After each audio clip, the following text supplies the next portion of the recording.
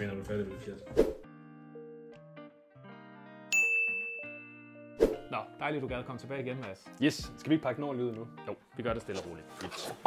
Det er jo en X20 Edge, vi skal have pakket ud her. Yes. Og det er jo et lille nyt lækkert produkt, vi har fået med i familien her, X20-familien. Ja. Det er en lille Linux-baseret Edge PC, kan man kalde det. Andre vil måske kalde det en slags Raspberry Pi. Fy. Det er ikke en Raspberry Pi, det er en X20 Edge. Ja, hvad kan man bruge sådan en DMC'er til?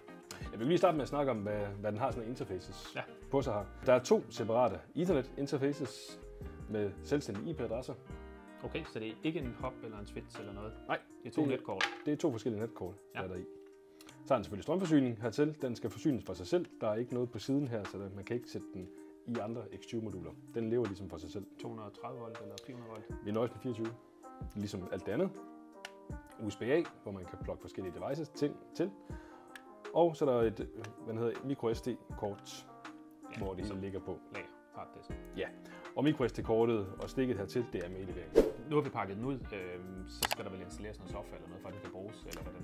Det kommer faktisk fra fabrikken af. Der er ligesom sådan en Docker-container-miljø i, så man kan lave sine egne Docker-images, og dem kan man lægge ned på den. Så den er egentlig sådan klar til at bruge, når man får den fra fabrikken af. Altså for mig der er det stadigvæk bare en dippedut i en grå kasse. Hvad kan den løse for mig? Ja. Tag at følge med her på vores LinkedIn og YouTube-kanal, så de næste par gange, der kommer vi nogle gode fif til nogle konkrete use cases, hvad du kan bruge den til. Det bliver spændende.